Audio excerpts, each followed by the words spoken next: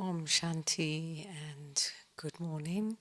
And today we have Golubby with us. He has so many specialities, and he is a pioneer, an initiator, a creator, and certainly has accomplished so much that we all benefit from in the Yagya.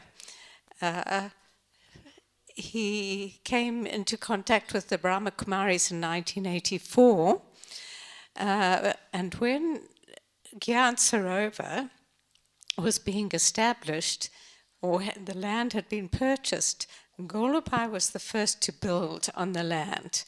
And one of the buildings was the dome.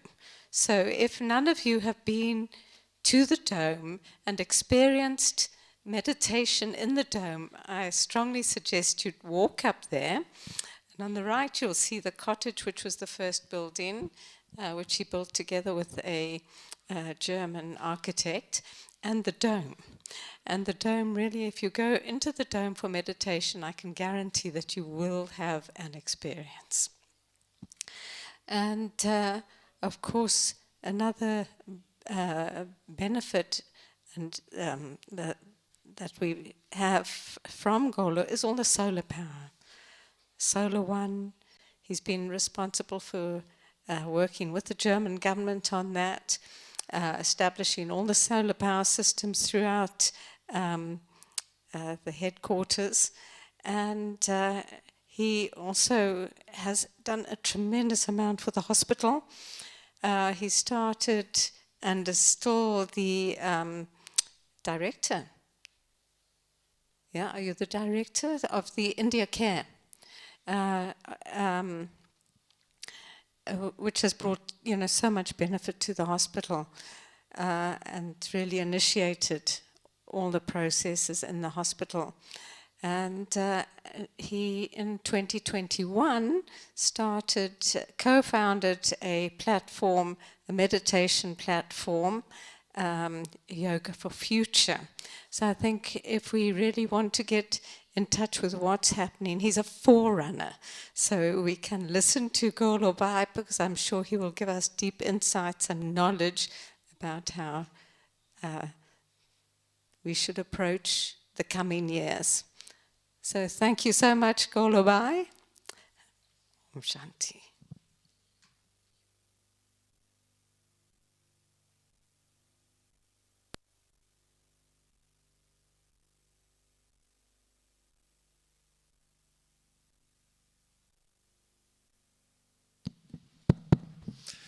Yeah, Om Shanti. Thank you very much for the introduction. And welcome to this little exchange of information. I hope I will also hear something from you. And welcome also to our audience overseas and outside of India, because I think this project is streamed live, no? And it's part of the International Double Foreigners Program. Yeah, so I will give you today a little overview where we are, what's going on in the world. I'm also part of the Green Team, the environmental initiative of the Brahma Kumaris, and we are participating since last 12 years. The Brahma Kumaris is participating at the UN climate conferences. And we are registered with UNFCCC, United Nations for Climate Change, and we are also registered with UNDP, United Nations Development Program, and we are registered with UN for desertification, and then also biodiversity. So we're registered with different bodies, and now we're going to many, many conferences, and the topic is always what's going on in the world and how can we stop the destruction of our natural environment. That's the big topic at these conferences, and Brahma Kumaris is right smack in the middle of it, and that's sometimes quite interesting because you know our philosophy that we believe things have to happen as they're happening. And we're together with people who have a lot of anxiety and are worried, and they try to save Mother Earth. So that's quite interesting. You have to be very, very diplomatic, as Baba says. You have to feel the pulse. So this project is also in conjunction with Green Sabbath Weekend. We are teaming up with many organizations. This is one organization. It's a Jewish organization, and they also try to protect the environment. They have a webpage, greensabbathproject.net, and we sort of do this program in conjunction with them.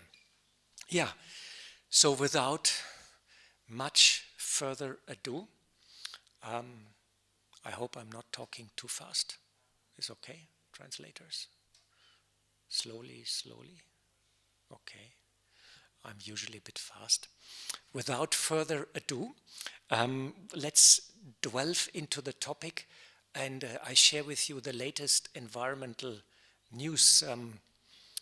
I have been in the summer in Europe, and we have been to the Potsdam Climate Research Institute, which is the leading German institute for weather data and projections for the future. And we have been also at various conferences in the summer. And one of the famous filmmakers in UK, Sir David Attenborough, he says the collapse of civilization and the natural world is at our horizon. So let us go a little bit more in detail. And here you can see a graph which is from this year, and it shows the warming in the Arctic Circle. You know, Arctic Circle is warming up much faster than the rest of the world. In some areas, they say the average warming of our planet is 1.2 degrees right now, but in the Arctic, some areas of the planet are warming up 3 to 4 degrees already. And that's causing all the ice to melt. So our weather is already getting completely out of balance, you can say, because in some regions the warming is much, much more than the normal average. And here you can see now a picture why actually we have such a weird weather all around the world. This is the jet streams. This is a picture about the jet streams. So the jet streams, these are winds which are circulating around the globe. And these winds are in the troposphere. And when you fly from Europe to India or from Asia to India, the pilot tries to catch this jet stream. So he has the wind in the back and he can fly faster and he can save fuel. And sometimes he's unlucky, he has to fly against the jet stream. And that's where he needs 1 hour longer and he needs 20% more fuel. So powerful is the jet streams, up to 200 kilometers fast, the wind. And these jet streams, they are circulating around the globe. And they found around 8 major jet streams. One is around the equator, one is around the Arctic, one is around the Antarctic, and so on and so on. And what happened in the last years, this jet stream, they tried to change their shape. They were pretty fast like this. Now they become more like that. And what happened is, sometimes this meandering of the jet stream stays there for 6 weeks, 8 weeks, and then you get here a high pressure system and you get a low pressure system. And this is why you get a heat wave in US, which doesn't change for 3-4 months. Or we got a heat wave in Europe this summer. Those from Europe, you might know, you might remember, no? We had incredible drought in Europe.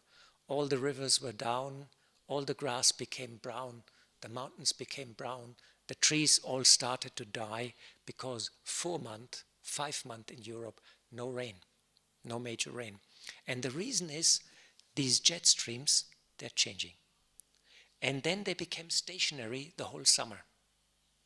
And then you have a high pressure system and it doesn't rain. It doesn't rain. And that's what's happening, and that's why we have all over the world this change in climate. And we're getting more strong hurricanes, we're getting more powerful droughts, and we're getting more powerful flash rains and flash flooding in certain areas. That's the main cause of that. And this is happening already at 1.2 degrees temperature rise. So you can imagine what will happen if the temperature, average temperature, rises further. At the moment, as per the computer simulations and the predictions, we're heading for 3.5 centigrades global warming. 3.5, 4 degrees global warming at the moment, including all the efforts of the world community to reduce carbon emissions. We're heading for 3 degrees, 4 degrees. So this will become much, much worse. And what is happening is, now you can see the tipping points in climate. So science has identified major systems in our climate. These are the big forests in the north. These are the reefs in the oceans. These are the North Atlantic circulation, for example, here. And this is the El Nino, which is here. And this is the Indian summer monsoon, which is here. And here you have the forests. And here in blue, everything what is connected to the ice. So they have identified 12 of these major systems, which are very powerful, and they are sort of balancing and keeping our climate in harmony. You know, summer, winter, all these kind of things. And out of 12 systems, 8 have begun to move and shift. For example, the North Atlantic circulation here has weakened 20%. And this is the heating system for Europe. Without the North Atlantic circulation, for example, Europe would be having a weather like Siberia.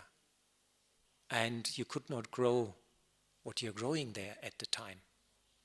It would be completely different climate. Similar, the Indian summer monsoon has begun to shift. You might have heard that Mount Abu received very good rains. Did you hear and could you see how green it is everywhere? No? We got 95 inches of rain this year, which was very good. 2 years ago we had only 40. So everything is green in Mount Abu. It's very, very nice. But in other parts of India, it doesn't stop raining. And now in India, the wheat production of last year has suffered because the spring was unseasonal hot and there were no little showers in between. So in India, they say the crop production has suffered by 20%, officially, maybe unofficially more. And India stopped exporting of wheat. India is the second larger wheat exporter. And India stopped also exporting of rice because of shortfall within India. So this is actually the situation what happened, that we have already everywhere major changes in food production and major effects on the local population of climate change. It's no more a future prediction, it's happening right now. And I'm sure at your home places, wherever you come from, a lot of you come from Malaysia or Philippines, you might have also have some odd weather there. Some more heat, some more rain, some more typhoons or more powerful storms and things like that. No? You might have noticed at your local places. The reason is that on a global scale, our weather is changing. And this affects food production. This creates forest fires. And in Siberia and in Canada, we have huge forest fires, and they cannot douse them, they cannot stop them because nobody lives there. And they're called mega fires. They have a size of 30 by 30 kilometers. And the whole area is burning, and nobody's there. They only see it by satellite or by planes when they fly over it, because the forests are drying up. And this summer I was with Sonja in Sweden, and Sweden is a country with thousands of lakes and beautiful, beautiful greenery, and there was water emergency. And they told the people, don't water your garden. Can you imagine in Sweden, which is very famous for greenery and all this? Never before in history, and it was brown. It didn't rain for a month because of the change of the jet streams. So this is happening to our planet, and this is affecting food production. And in Africa already we have a lot of refugees, Asia also, India also, many, many places of the world we have refugees which are fleeing from the drought. This is called mitigation. They try to go to other countries or to other continents.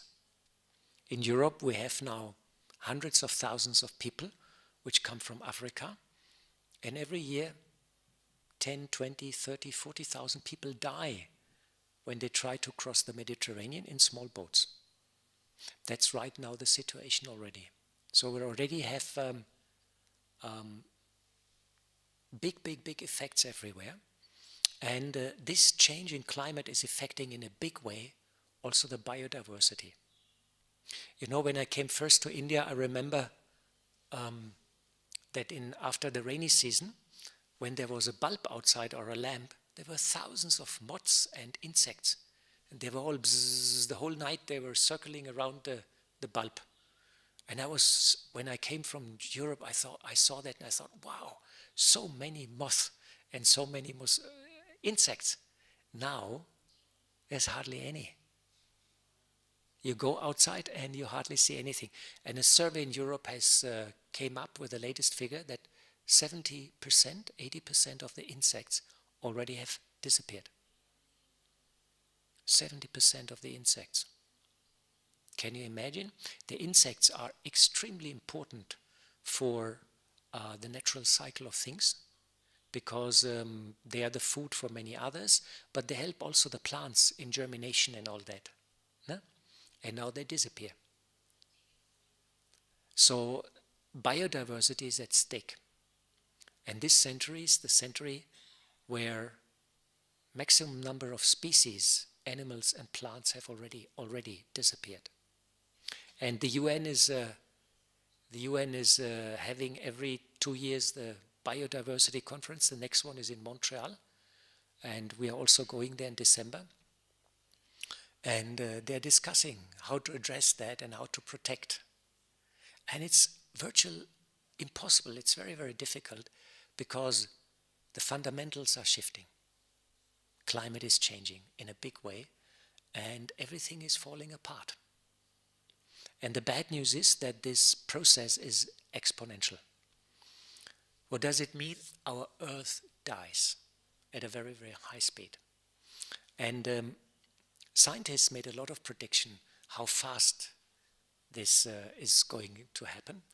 And of course, Brahmins are master calculators of future events. We are super keen to find out when Golden Age is coming, or when Krishna is born. I heard this is going to happen very, very soon. And so we're very keen to calculate and predict and project and do things. And of course, this Earth scientists, they're also doing it. And all the major institutes, they have supercomputers where they try to calculate how fast is that change going to happen, this destruction going to happen. And whatever predictions they made, after 5 years they found out they're too conservative. It means things are happening much faster than they were anticipating. This is what we can see. It's almost like things are happening in exponential speed. Exponential means with a factor 4. You multiply every year. So the curve, which was like this, suddenly goes up like that. And things happen very fast, very big, much faster than anticipated. And that's what we're happening right now, that in front of our eyes, the planet Earth is dying. And this is not on a regional scale, it's on a planetary scale. It's a planetary crisis. And we could have avoided all that very easily. You see, here is a graph which shows you actually how much energy is coming to the Earth. So the big cube is the sun energy coming to the Earth. It's a lot. And this little cube is what we need. So we have the factor 1,000 more energy coming from Earth, from sun to Earth, than what we need. There's plenty. They calculated they would need an area, I think 60 by 60 kilometers, and they could power the whole Earth. Area 60 by 60 kilometers, put solar cells, and that would be enough electricity for the whole Earth. Of course, there are problems of distribution, of storage, but technically all possible. And then in the other cubes, you see the storage of uranium, coal, oil, and gas. And whatever is in the ground, and because we're so stupid, we're burning the fossil fuels, we make wars because of the fossil fuels. Since 30 years we know that we have to get rid of fossil fuels, and we also know we have the technology, but we're not smart enough to make the switch. Why? Because people can earn more money with coal and gas. It's the biggest business in the world. So Baba said one of the big failures of humans is the greed. Because of greed, we're not switching.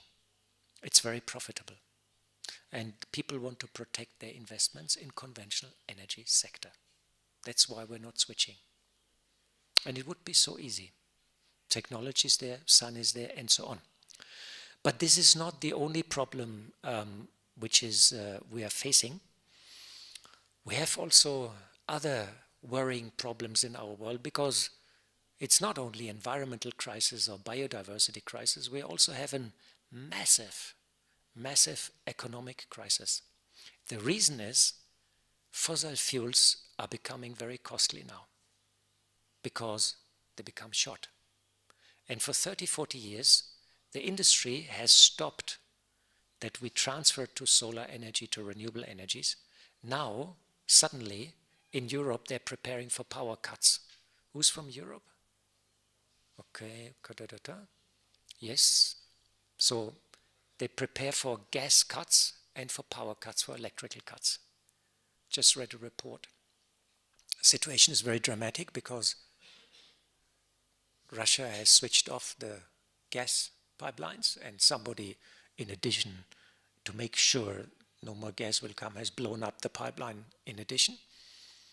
Very nice move. And oil has also stopped. And Europe is like, oops. And they know it since 30 years. They have the technology, but we've not done it. And now we face the music. And these things, what we can see, these wars and this crisis, one of the major reasons is that oil and gas is getting short. You know, in old days, 100 years ago, when they were finding oil, they were just drilling a hole and the oil came out by itself. Now, they drill a hole and they have to pump steam into the ground to create pressure in the ground so they get the oil out.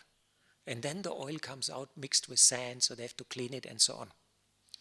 So in old days, you used 1 kilowatt hour of energy to drill the hole, and you got 50 kilowatt hours of energy out. Now it has changed. You use 1 kilowatt hour of energy, you get 10 kilowatt hours of energy out. And that ratio, that trend, you cannot change it. It means there will come a moment, you use 1 kilowatt hour of energy, and you will get 1 kilowatt hour of energy out of the ground. And that's when fossil fuels will not give any benefit anymore. But we are already at the brink that many old oil fields in the Middle East are old. They're losing now their yield. New oil fields are here and there and this and that. But for example, in Canada, they use oil sand, but it's extremely dirty and is much less efficient. So the reason is for all these problems is we have reached what is called peak oil. That's a technical term called peak oil. And all these wars and problems and energy prices going up and shortages and all these blah, blah, blah, blah, blah, blah is because we reached peak oil, which has been anticipated also since a long time. So our all experience has been anticipated and they were knowing about it. But it has not been made differently, which is very interesting and tells us something about human smartness and about how strong are the old sanskars. Huh? That's also something interesting. So what happened is, because of all this, we also face an economic crisis of unprecedented proportions. And there's something called a black swan event, which is in the pipeline also. The last big black swan event was 2008, when Lehman Brothers crashed. But before that was the Black Friday, 1920 or something, in the Wall Street, when the stock market crashed. So a black swan event is an unpredictable event that is beyond what is normally expected of a situation and has potential severe consequences. And just to give you an idea, there's a graph here of the value of the US dollar. So you just understand what's the situation. This is 1900, and $1 was value, $100. After 110 years, $100 has the purchasing dollar power of $3. So $97 have disappeared. That's inflation. So what the governments are doing, in old days, the currency was gold. You know, gold and silver. I still remember in old days I was collecting some old coins, and I got the 1 rupee coin. You know, have you ever seen 1 rupee coin in silver? It's a sterling silver coin, and on one side is the queen, and on the other side it was written 1 rupee. And you could buy a whole bag, 2 bags of wheat or 3 bags of wheat. You know, you could buy 200 kilo of wheat with 1 silver coin rupee. That was the value of 1 rupee, that much purchasing power. Since then, currencies have been many times devaluated. And what the governments are doing, they're printing money. So 98% of the money which is circulating is only now existing in computer. And only 3% is really printed. So what happened is, our currency globally have devaluated, and the amount of debt has risen accordingly. So the whole world is now living on debt, on borrowed money. And it's a house built out of cards. And the situation is extremely volatile, because at the moment we have a war going on between 2 blocks. It's a geostrategical war between Russia on one side, with a little bit help of the Chinese friends, and on the other side the NATO, the Americans, with a little help of the other countries also. And this is also an economic war which is going on. And America is in super debt, and in the last 2 years they just doubled the government debt. So any time now we can also see such a crash. Okay, so we are in a global catastrophic scenario. Climate change is happening, is running away. Biodiversity is disappearing. Our animals' natural environment is disappearing. We have war going on. We have reached peak oil. And we have a very disastrous economic global situation. Because the economic model we were living on the last 80 years since Second World War is crashing. That model was based on the concept of economic grow. Grow. And we have a limited planet, so we cannot grow unlimited. So there comes a moment when mathematically this is no more matching. And we are reaching now that point. And everything, literally everything, is unfolding and become revealed. That's also a sign of the time. Okay, so this was a bit to give you an idea of the planetary situation. And a couple of days ago, I decided to reduce reading newspaper at least by 70%. Because it's so bad what's on the newspaper. And I just have a look, an overview, and that's it. I don't go any more in details. Because this is just the peak of the iceberg, and more is going to happen in that direction. So, now if we see that in a spiritual time frame, and we put it into the signals of time.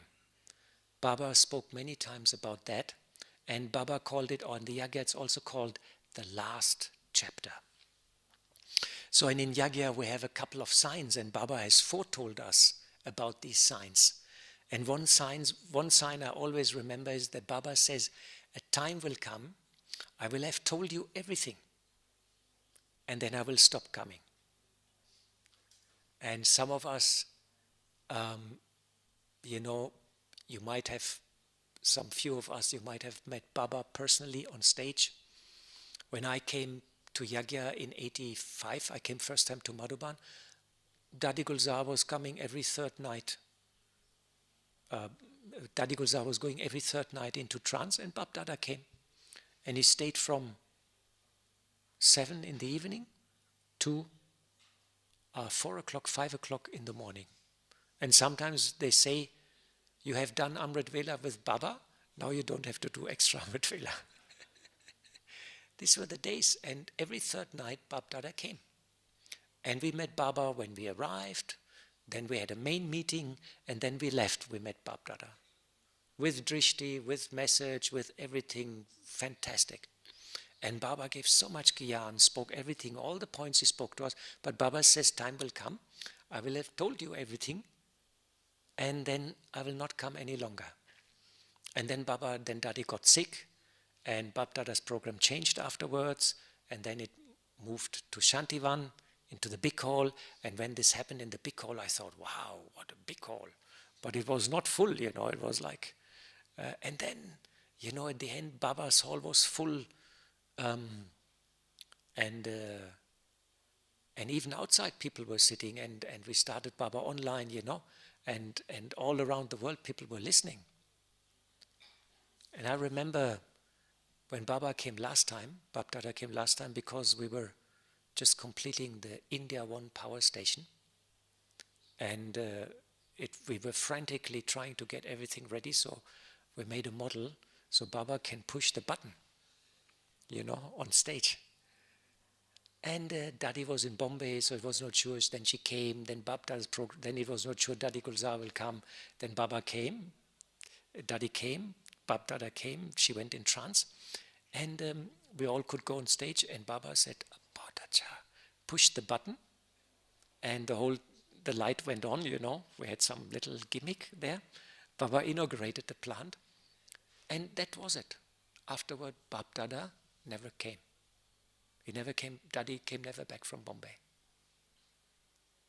So, and at that time, Daddy's body was trembling, when Bab Dada came in, because the energy was so powerful, and Daddy hardly could take it.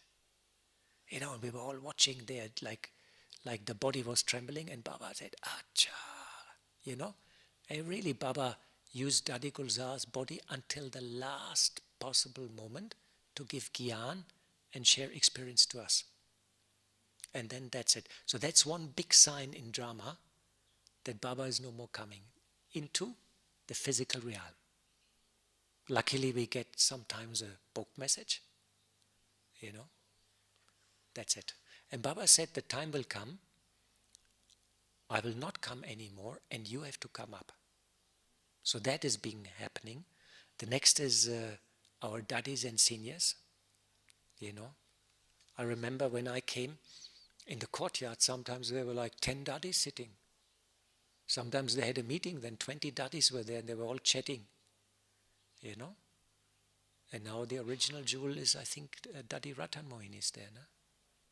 It's the last original jewel now. So daddies and seniors are leaving us. That's also a sign. They're all responsible for sustenance and for the growth and establishment of the Yagya. And a third sign in Yagya is that tapasya becomes more and more important. You might have noticed a subtle shift. Now a bit more meditation is going on, and it's more about yoga, experimentation, and so on. So, and the signals of time in the world, so these are the signs and signals in Yagya on the spiritual level. And of course, people become desperate. on the outside world. And the signs in the world are, or the planetary crisis, we have wars going on, restriction of movement. We're still lucky we can all travel, but who knows how easy we can travel from here to there and this and that? Who knows it, you know? At the moment, tickets are available, the airplanes are flying. But I was also traveling in Corona time, and I was the only person flying in and out of India, and I had 30 papers, and so many masks and security things and checks. It was unbelievable. And when I arrived in India, I had to go two weeks in quarantine. When I went back to Germany, I had to go also 2 weeks in quarantine. It was very funny. So I already experienced restriction of movement. And we have the climate change, loss of biodiversity. We have health crisis. More and more people become sick, corona crisis. And we have economic breakdown, food crisis.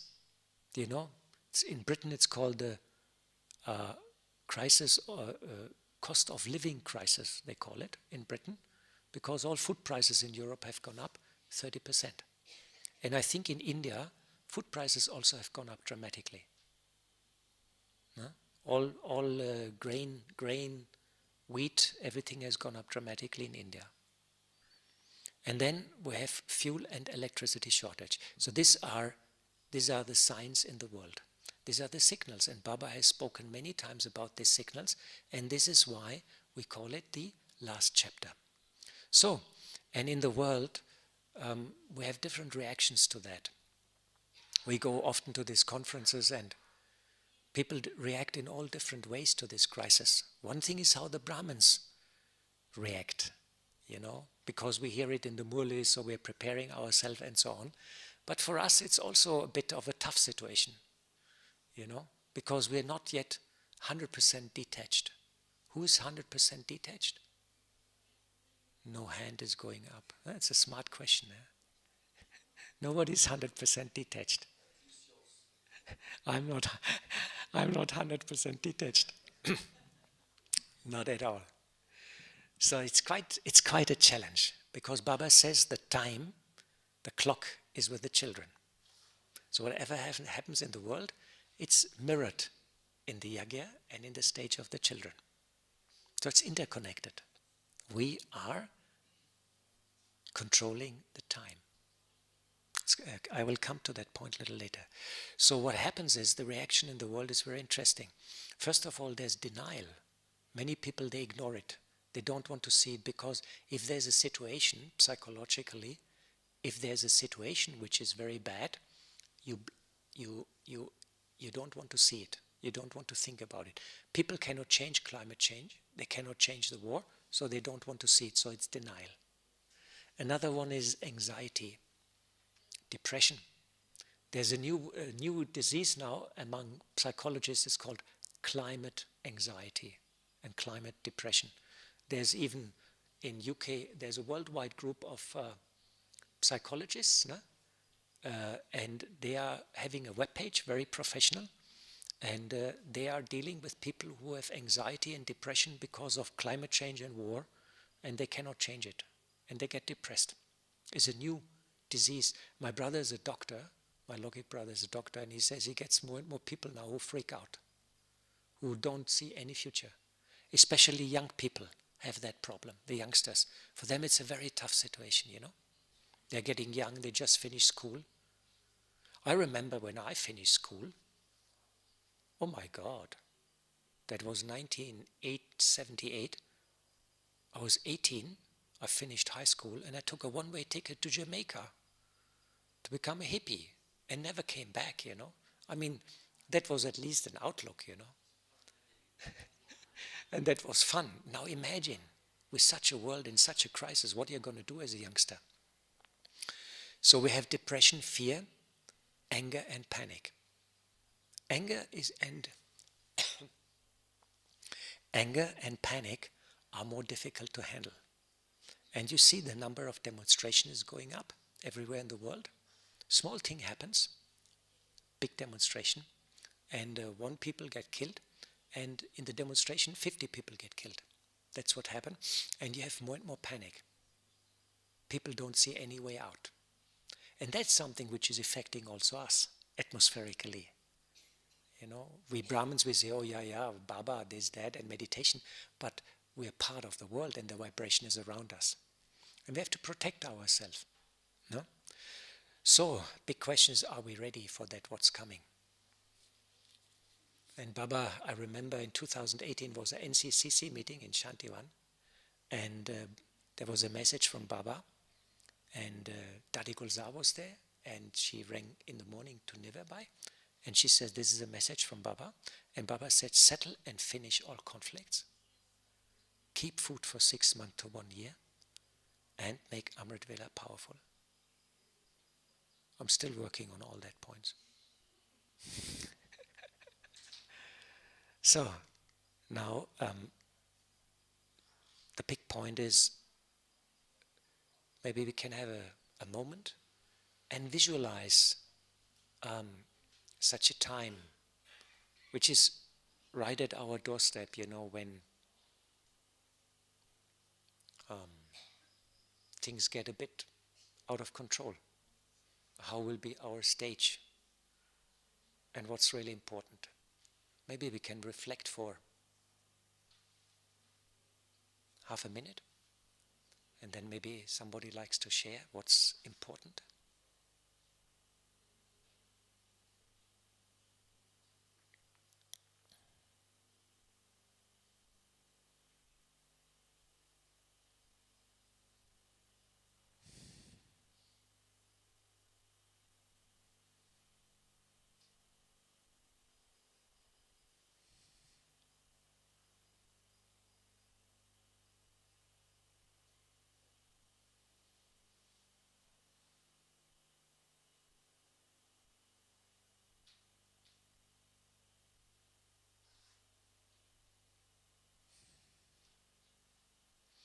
All right.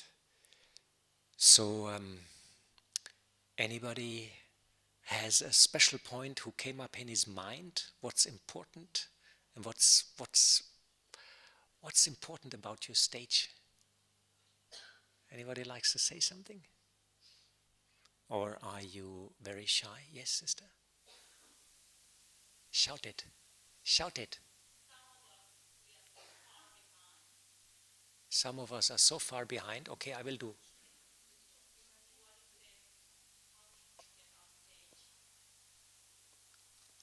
Okay. Yeah, that was not the question, but okay. The question is, what is important at that time? Huh? Flying? Fly to Baba. He says fly to Baba. Practice of bodiless stage. Very good point. Practice of bodiless stage. Yep. Fly to Baba. Practice of bodiless stage. That I didn't hear. Have a firm faith. Have a? Firm faith. Have firm faith. Yeah. Mm-hmm. Fly to Baba. Bodiless stage. Have firm faith. All right. 3 points. Good. So let us see. Number 1 is we should be very optimistic. You know, because sometimes these bad news have the tendency also to drag us ourselves a little bit down, you know. You know, I was just in the Alps. I love the mountains. I love them. I love the ocean and the mountains. I love the whole world. But I love most the mountains and the ocean. So this summer I went with a bike and I made a bit of a service tour with my motorcycle. And I went through the Alps. And my heart was crying because the mountains were brown. And there was no more rain. And in Switzerland they closed down these alms where they keep the cows in the mountains and make the special milk and the special cheese and the special... They had to close them down in emergency because there was no more fodder and there was no more water. So the whole mountains in front of me, I could see the trees, they all became brown. They started to die in the Alps, which is full of rain normally. And my heart was crying. So for me, very, very important is to become a detached observer. Really detached, like. And put it in the context of Baba's Gyan. This is in drama and it is going to happen. It has to happen like that, you know. And destruction is part of creation.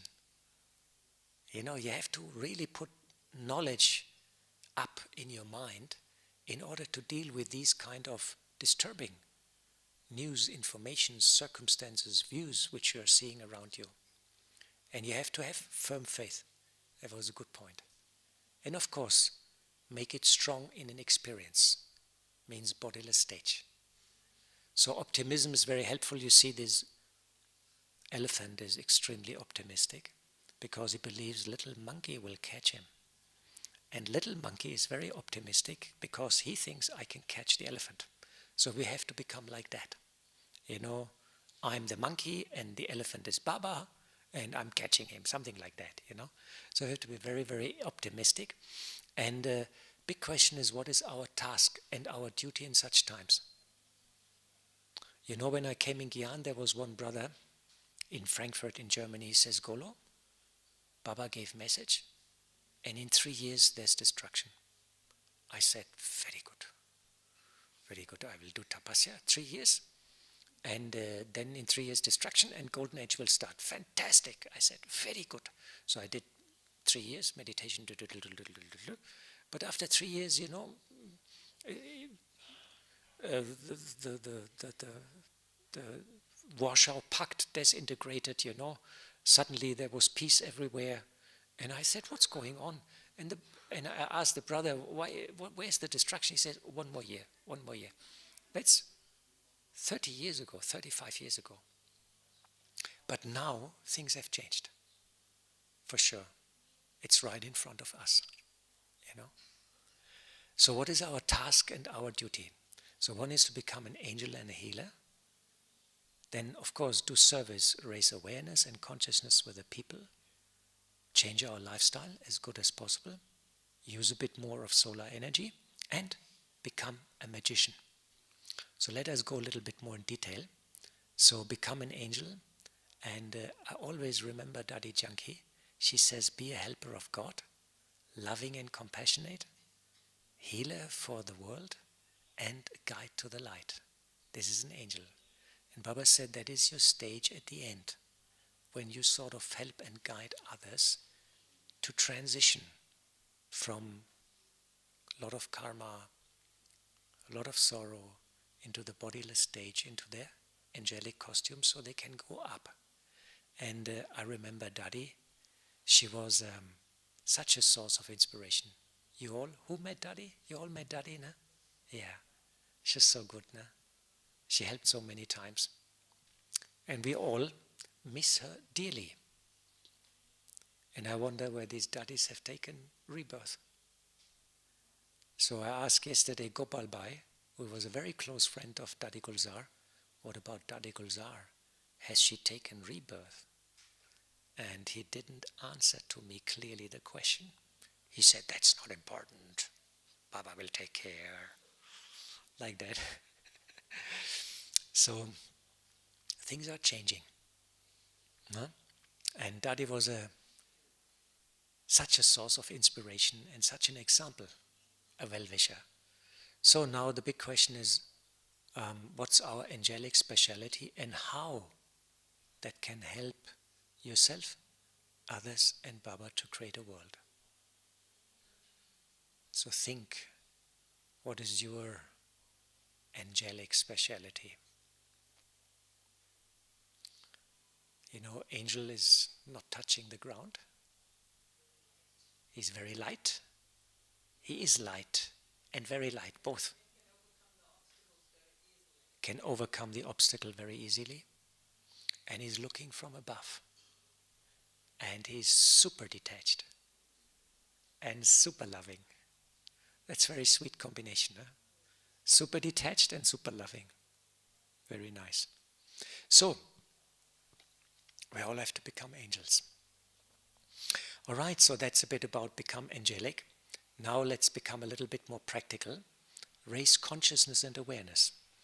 And you know, one of the great environmentalists was our Brahma Baba.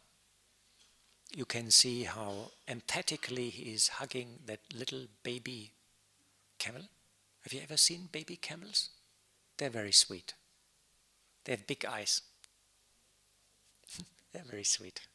So Brahma Baba was actually a lover of animals. And he was also taking care of nature. And because of the great, great, great example, Brahma Kumaris has initiated and founded an environmental initiative. And it's called, we have a webpage, echo.brahmakumaris.org. Please go there and have a look. There's lots and lots and lots of information. There's lots of interviews. There's a lot of information about all the activities which we're doing. And the Brahma Kumaris Environmental Initiative, this is our brochure. We have 10 ways to change the world, become loving, become compassionate, become a change maker, and become a motivator, become a dreamer. All these points we have in our environmental initiative. And with this environmental initiative, we go since 12 years to all the climate conferences. And Sister Sonia is there, she's our secretary. As usual, she's sitting with a computer because in 2 weeks we will go to the climate conference in Egypt, in Sharm el-Sheikh, with Sister Maureen, Valerian, myself, and many, many others. And we are a team total, maybe 15 brothers, and maybe we have about 30 programs, 25 programs. We have press conferences, we team up, and we have gatherings, we meet, and we team up with other religions, politicians, organizations, and we're trying to give Baba's message. So this environmental initiative is like a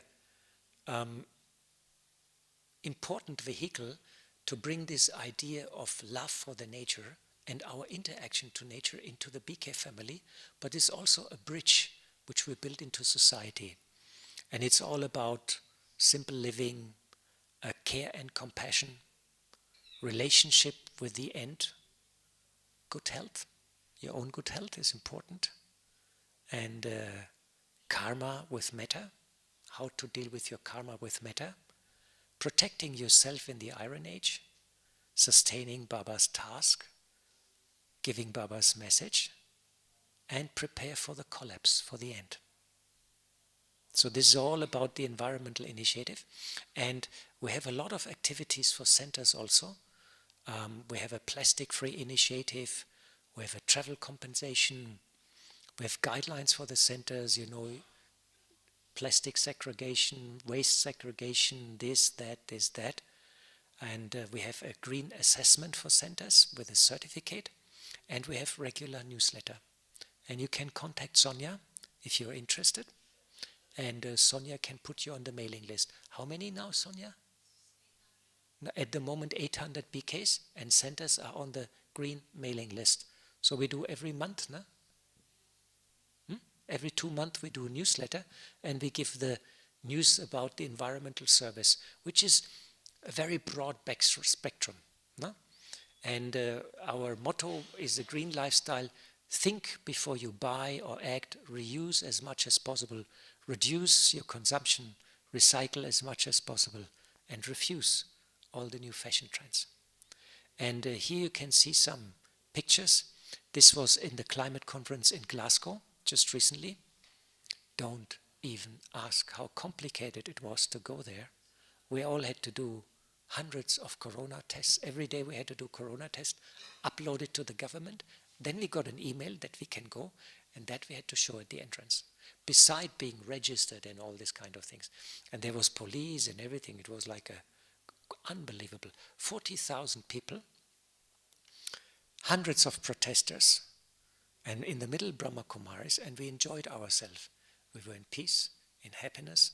We created Baba's vibration, and around us there were the people all frantically trying to save to save the nature, the world. And you can see here our stand, some program with Valerian, with interreligious dialogue. We're very active in interreligious dialogue. And here press conference with Sister Genti and some guys from the Potsdam, from ISS in Potsdam, from a research institute. We're also preparing now for this climate conference, and just every day putting out the programs and the projects. And this is our team, And you can see the very happy environmental team with Valerian, with Sister Genti, she's the head, and also Maureen. And and a lot of the youngsters are very upset, and there are a lot of organization, there's a little bit drastic now, which are really freaking out. See here, this very interesting text.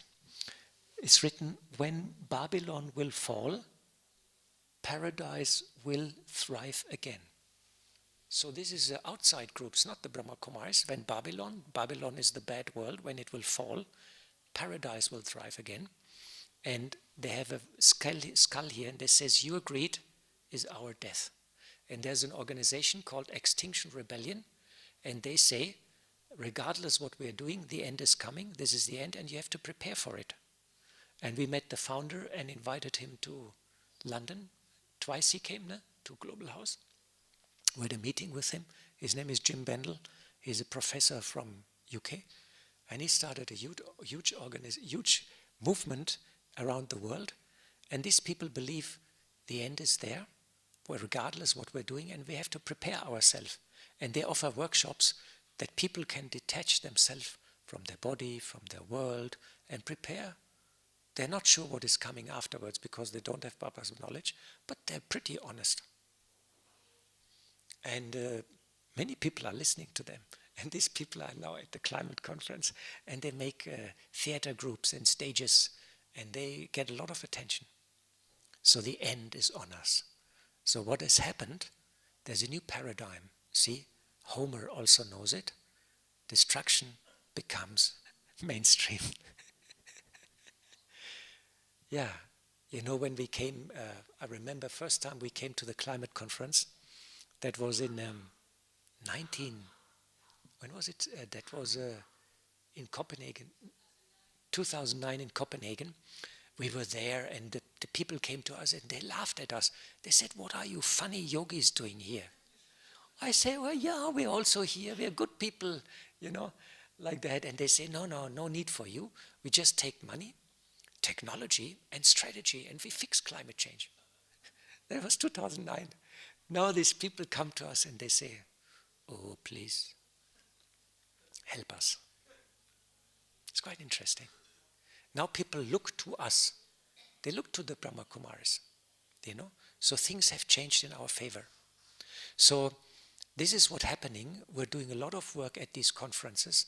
And as I said, we're going to every year to 4 or 5 of the major conferences. And there's a lot of effort, a lot of money we spend, resources of Brahma Kumaris goes in. And you can follow it all.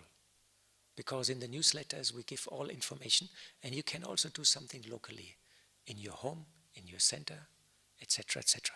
Okay, next is the green, the solar. So Brahma Kumaris has started 25 years ago with solar technology. And do we do traffic? Sure.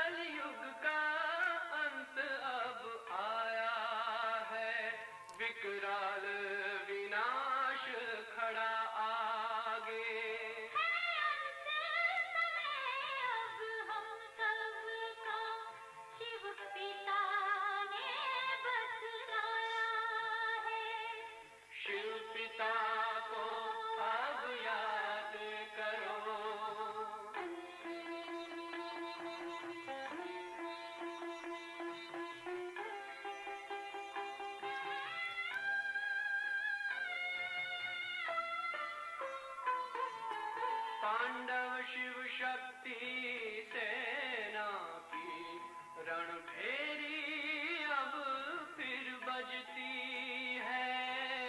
Shiv बाबा के ज्ञान से फिर माया को मार भगाना है। शिव पिता को अब याद करो, सतयुग में तुमको आना है। शिव पिता को अब याद करो, मुक्ति धाम तुम्हें जाना है। अपने सुकर्मों के बल पर ही सतयुग में अब तुम्हें आना है। धाम में तुम्हें सतयुग में अब तुम्हें आना है। धाम में तुम्हें जाना है। So now I would like to share with you a little bit what Brahma Kumaris is doing practical in the field of solar energy. And 25, 30 years ago, I brought some small solar cells to Madhuban, and everybody with a little electric car, and it was driving in the courtyard, and everybody said, "Oh, solar power, very good." And that's how we started renewable energies. And meanwhile, Brahma Kumaris and daughter organization, World Renewable Spiritual Trust, we are recognized solar research center with the government. We are the biggest institutional user of solar energy in India, and we run 700 solar systems in the centers in India, and some of them fairly big and fairly large. And the government is also aware. Prime Minister Modi is also aware about our solar activities. And meanwhile, we got a lot of good credit from them. So we do a lot of research on different technologies. And here, for example, backside Gyan Sarovar, we totally have here in Gyan Sarovar 250 kilowatt photovoltaic. And this electricity for the sound system, for the computer, for the projector, this comes from solar. And we have a solar cooker on the kitchen rooftop. You can go there and have a look. And we produce the food, the steam for food processing, for cooking, also by the power of sun. So we have lots and lots of solar systems here in Pandav Bhavan and in Shantivan. And we produce to some great extent energy for the Yagya and use it. And we can run this Gyan Sarovar in an emergency also without outside power. We can run it if the sun shines. In rainy season it will be a bit more difficult. Here you see a picture of Om Shanti Retreat Center in Delhi. There's a 400 kilowatt system, and you can see here a solar cooker. So this is photovoltaic, and here's solar cooker, and they're all with batteries. So we also promote solar lantern and solar cooking box, the small one. So you can have a solar cooking box, you can cook yourself, and lantern, you can charge it with the sun, and you have a LED lamp. It's also called camping light. You can also buy it locally. And so this is in Om Shanti Retreat Center, and this is our solar cooking system here in Gyan Sarovar. And this system was built 1997 and is the oldest functioning solar system in India. The oldest functioning solar system in India. And when we get government people, they come then, they say, "Oh my God, this is so old and it's still functioning." And we are saying, yes, we will run it another couple of years. And they never seen such an old system which is still running. That's also Baba's blessing, the maintenance. So that old system was sponsored by the German government, and we're cooking 2,000 meals every day. So your food, what you're getting, is partly cooked by the power of sun. This is our Shantivan complex, and you can see here a solar steam cooking system, and we have everywhere photovoltaic system. Yeah, some years ago we also completed India One. India One was a power station built by Brahma Kumaris, and we teamed up with the Indian government, we teamed up with the German government, and we got the total budget was about 15 million US dollar, and we got 50% by the Germans, 25% by the Indians, and 20% come from the Yagya. And it's a research project, and speciality is that we can store the energy overnight. Probably you all must have seen India 1. Who has not seen the power station in Shantivan? You all have seen it. Okay, you can go there. And this is a picture. So for the project we had to develop everything new. It took us 10 years, and we were up to 300 people working there.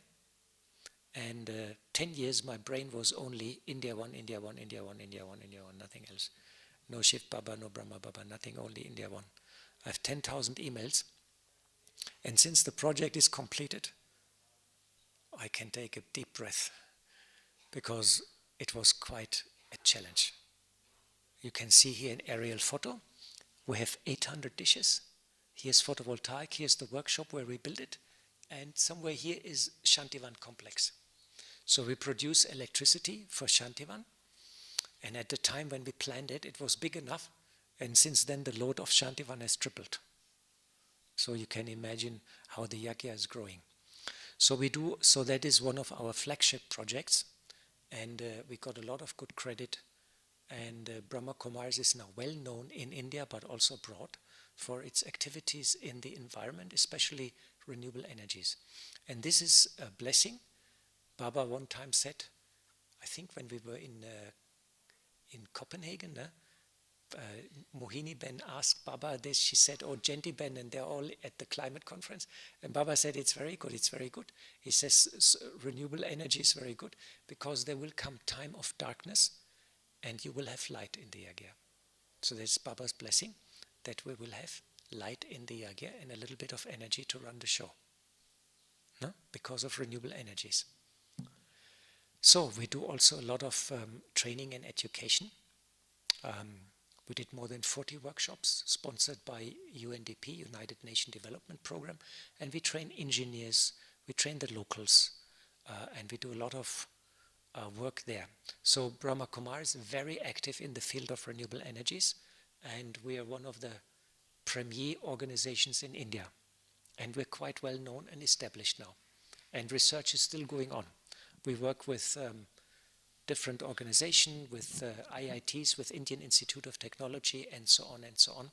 And we get, India 1 gets every year 30, 40, 50, 60,000 visitors, and a lot of people come also from outside, and a lot of film crews, and a lot of interest. Yeah, I would like to share with you one more project. It's called, what the Yagya is doing, it's called Sustainable Yogic Farming. You have heard about it, I hope. This project's speciality is to give drishti to the plants and to the seeds. And it's working that we meditate in the morning and the evening with the field and with the seeds.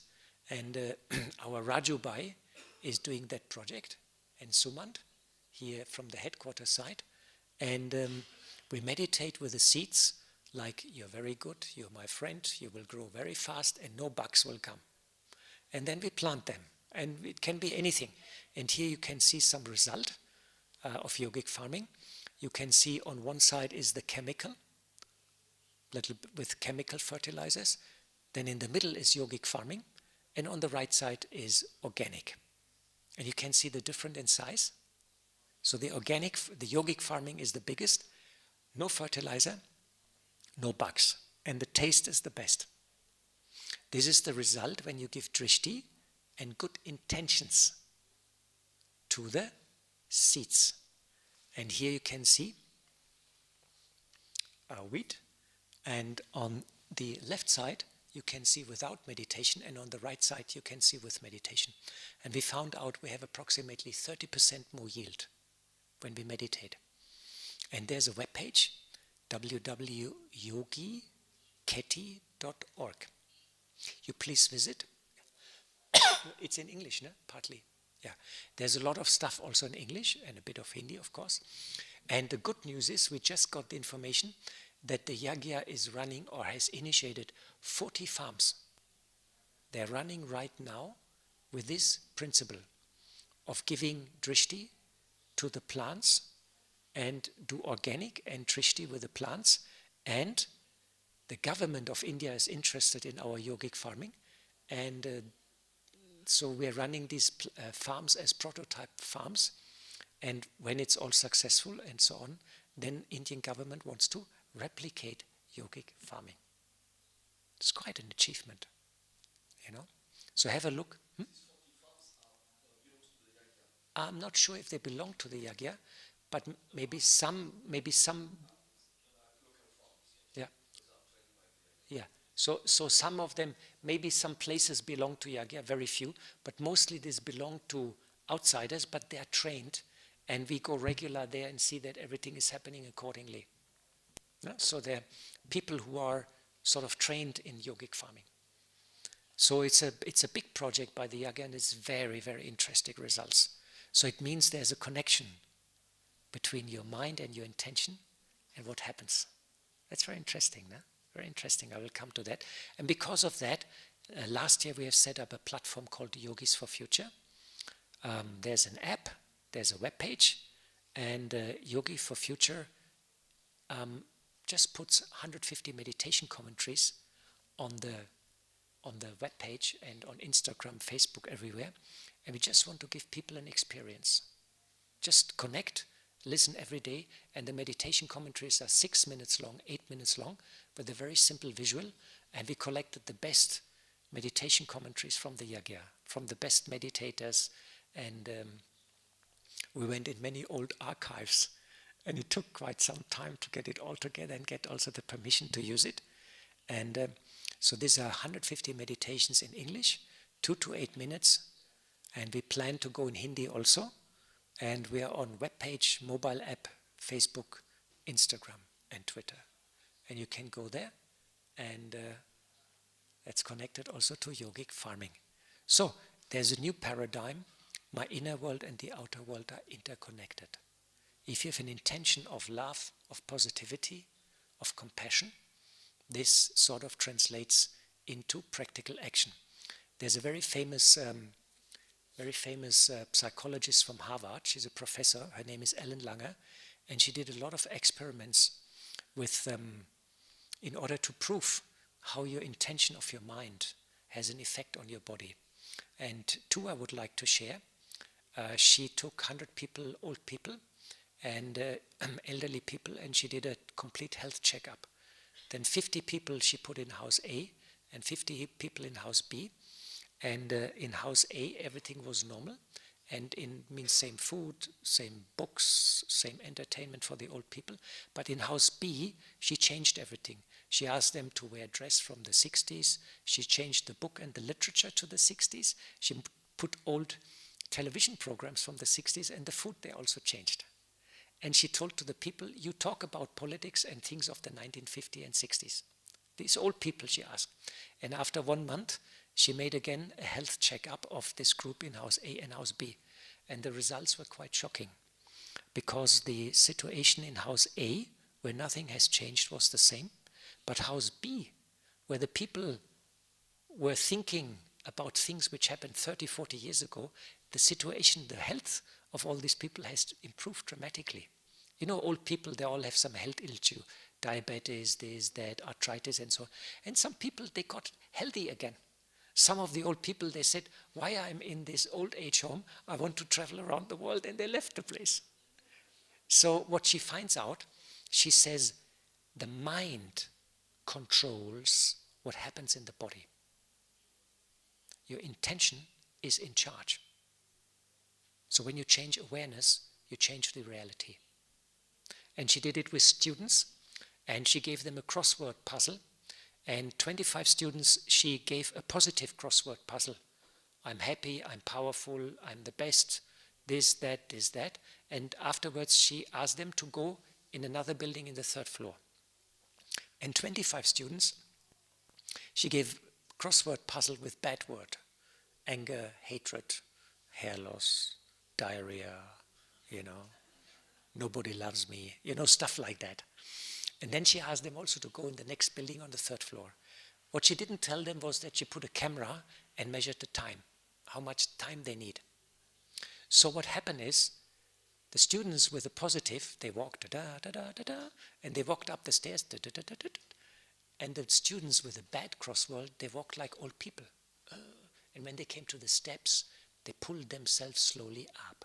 They took more than double the time. So can you imagine how much is the effect of your intention, of your mind, what you think on your body and the reality? It has a direct impact. That's why we're coming now to the part where you have to become a magician. You have to start thinking positive on yourself, positive on others, and positive on the world. So the first thing which we have to master is bless ourselves. And what's the best time to bless ourselves? Amrit Vela. Here we come back to Amrit Vela. I'm still on the job to make it so powerful and so blissful that nothing can happen to me. Thank you. I will touch your feet later. So it will happen to you also. Blessing, blessing, blessing. So the art is we start giving blessing to ourselves and start giving blessing to others. And this is an art. In the morning when you get up, I'm very good, everything will happen, no problems, fantastic, this, that, this, that, this, that, everything will be very good. Then once we master that, regardless if it's Monday or there's no gas or the car has a puncture, we say, don't worry, everything will be all right. Then blessing to others. Can you ask them to stop that noise outside? Then blessing to others and blessings to the world. So this is what is in our pipeline. But therefore we have to change the sanskars. And sanskars are extremely powerful. So how to change sanskars?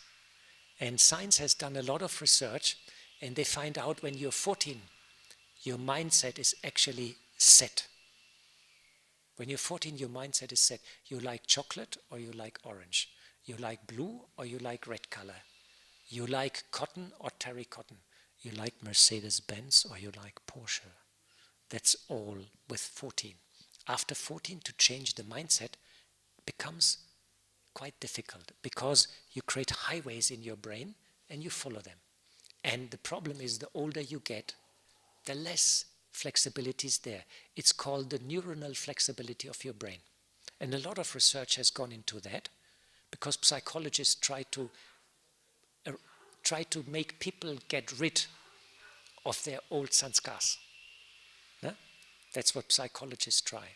So they find out if you meditate regular, it increases your social competence, it deepens relaxation, improves health, but it increases the brain cells and activity and changes habits and awareness.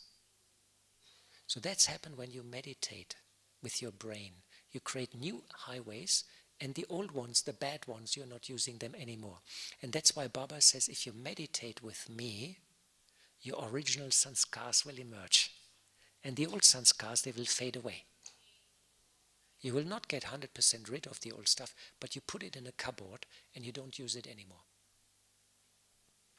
And that's how we change sanskars. And that's why it is important to meditate, and that's why Baba talks so often on meditation.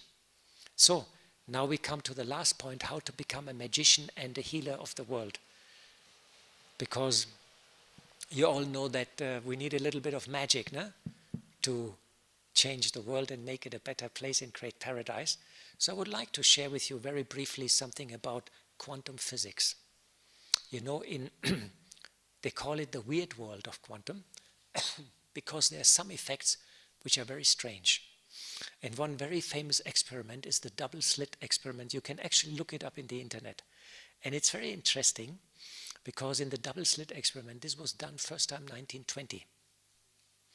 And in that, they tried to find out what's the nature of light.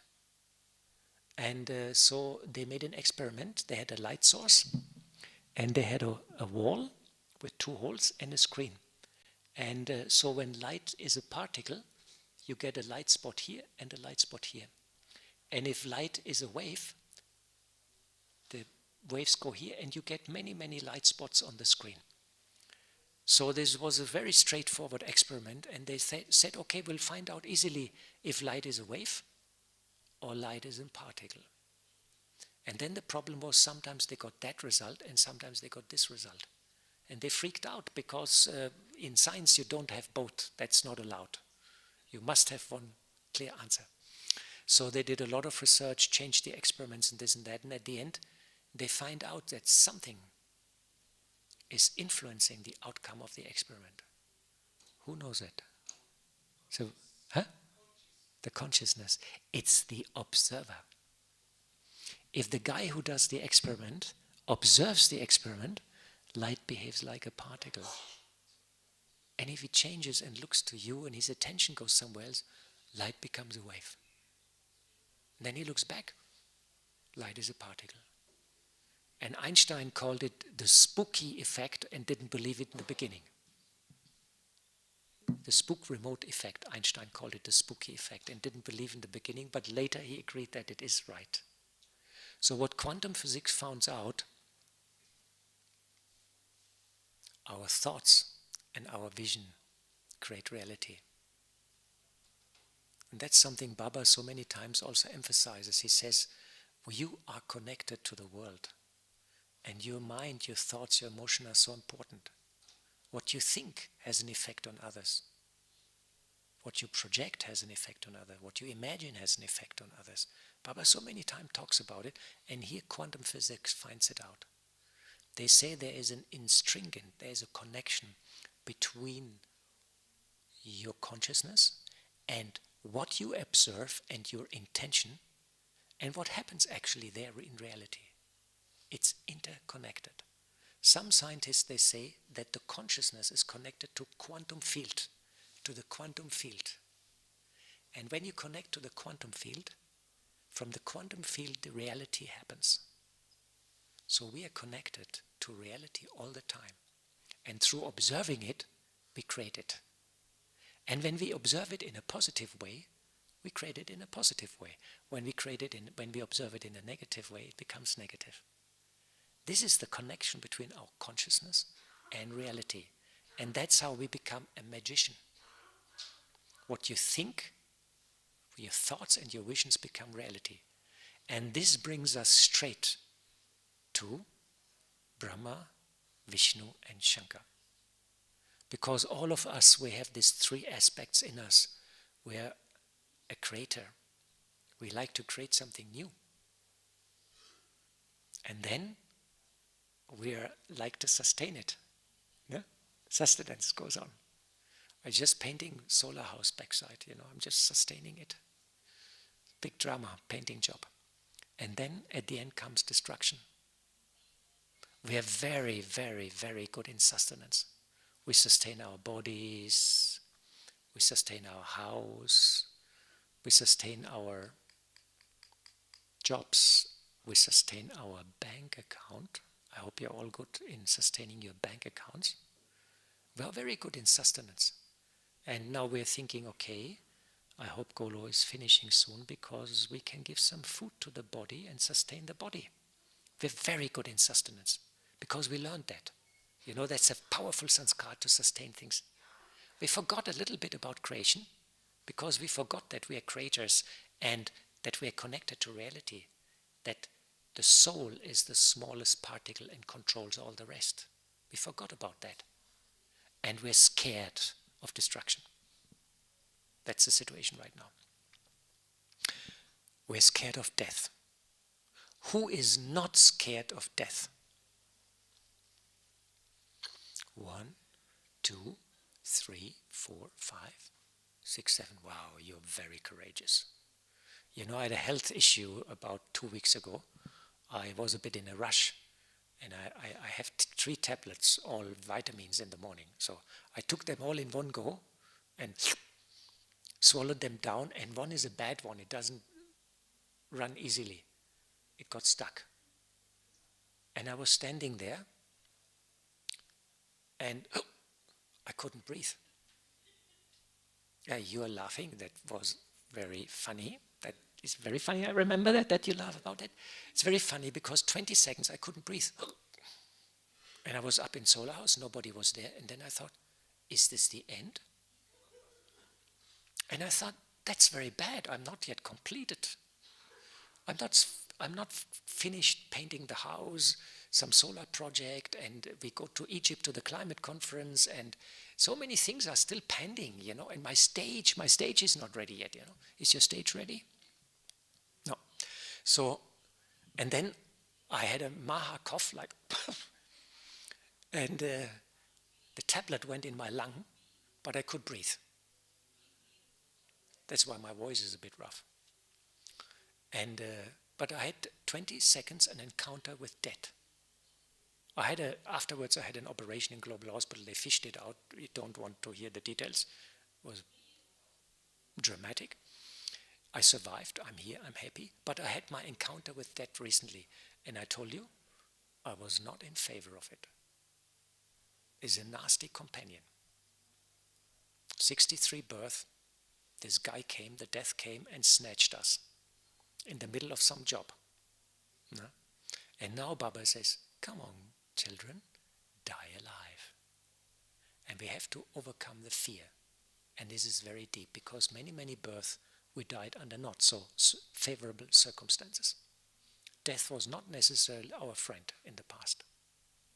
So, we have the three forms, so that's the big challenge now, in this time when the death is coming in front of us, to become fearless of even death, even of your own death, your own end. And you have to transcend that. And that is one of the biggest challenges in Brahmin lives, to overcome that deep, deep old fear. And these three forms, they help us, because within us, there's Brahma, the creator. My thoughts create reality. Anyhow, we're very good in sustenance. We're all very, very good sustainers. And now we have to become also Shankar. Shankar means we let go. We become detached. And we create a vision of a perfect world. Because if you have seen from the yogic farming and from the quantum physics, the mind creates reality. The world exists because we observe it. Last week there was a BBC article, very interesting. It's called The Long Read. It's like background stuff.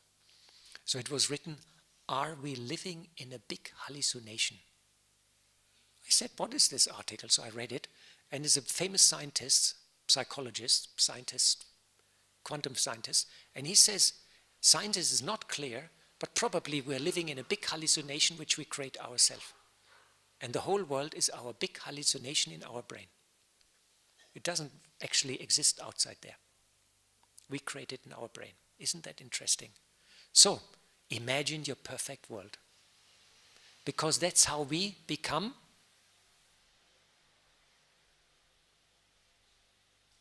Brahma, creator. We let the old go, the old vision, the old sanskar go, and we replace it with a new. We visualize love, perfection, and we visualize golden age and the role we're having there. This is also a powerful tool in meditation, what I'm using. I sit there and sometimes I connect to my perfect form in golden age. How I really look like, what's the deity, what are my powers, Am I fully light, or I have a little bit of a body? Do I eat? Can I overeat? Can I drink? Do I play music instrument? What's my relation to birds and animals? So I think about it. So visualize the perfect world, the paradise, peace, most important, love, harmony, beauty, perfection, bliss, prosperity, happiness, timeless and just. So this is our most important task, that we start visualizing golden age, because that's how we create it. So I'm coming now slowly to the end, and I just want to introduce one last scientist to you. His name is Sir Roger Penrose. He wrote a book, The Cycle of Time. And the interesting part is, he said that he gave a new perspective to the three questions, the big three questions in physics. What came before the Big Bang? What is the source of order in our universe? And what cosmic future awaits us? And he says that the Big Bang and the end of one eon, he called it an eon, and the beginning of another eon is in an endless cycle of time. So basically he says there's a Big Bang, then everything collapses, and there's a Big Bang again. And this looks a bit like this, the Big Bang. And interestingly, in the beginning of the Big Bang, you have something called the singularity. That's here. And there they say space is condensed that much that time is frozen. So there's no time and no space. And everything stops. Does that sound familiar? Does a bell ring in your brain? A moment in time, absolutely silence, no movement, no matter, no expansion.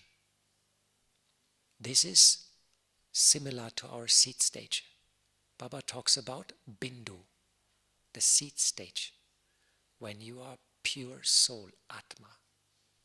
And Baba says this stage is the most powerful one, and that's also the most powerful in the whole cycle. This is the moment when the old merges into the new. And interestingly, this corresponds with some of the ideas and concepts in Yagya.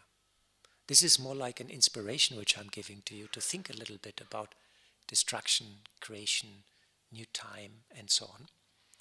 And Baba says always, time is with you. Time is with you. And at the end, when you reach your perfect stage, matter will collapse, matter will follow you, and matter will be purified. And Baba says a new identical cycle will be created. So everything is with us, and I come to the end of my little talk. I have bombarded you with lots and lots and lots of information. I gave you an overview what's happening in the world in terms of climate change, biodiversity, and the crisis situation. We are in the last chapter of our Yagya, and transformation of this world is imminent in front of us. We will deal with a lot of people who are upset in the future, and we have to become very powerful. And then I shared a little bit what the Yagya is doing about it. We are very active in the field of environmental protection. We have yogic farming. We have all sorts of platforms. We are all over the internet. We go to all the climate conferences, to the biodiversity conferences, and we try to make this bridge between environment and spirituality. And in the last chapter, I a little bit spoke about how powerful is our mind and how our mind actually creates reality. That's the part of the magician. Because we need magic to create a new world. Baba many times talks about that we are the ones who are actually doing it. And it is our stage, our purity, and it's our vibration which moves at the end things in the world and creates golden age. Baba says golden age can only happen when the children are ready. So my little presentation was all about making you reflect about your own stage, about your own goals, and maybe has widened a little bit the horizon, how things may fan out or may happen in the future, how the transformation process is going to happen. I personally believe we'll see the whole universe in front of us changing, and I believe we're all superheroes because we're super yogis and we have superpowers. We've just forgotten about it. And the art is now to switch it all on. So, thank you very much for your attention. Time is up. And we have in 2 days a program with Sister Genti, and Sister Sonia will moderate, and Brother Raju, who is looking after the yogic farming. Sister Genti and myself, we will be on stage. There will be question and answers. And then we will also give some brochures of our environmental initiative and about the Yogis for Future. And I hope you will find time to come. And time is a little bit up, otherwise we would have some questions, or anybody has a question? Maybe one question we can have. Anybody has a question? Otherwise, we do a meditation, 2 minutes of silence, huh? Is that all right? Or you want to say something? Shuma, you want to say?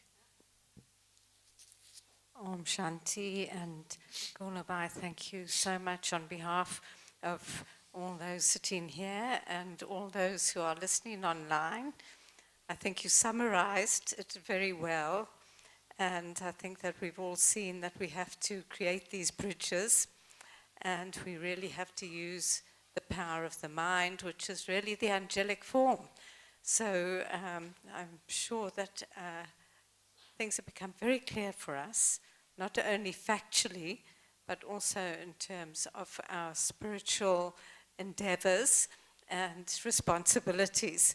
So thank you so much. That was really informative and very valuable. Okay, so let's have a minute of silence and just let it sink a little bit.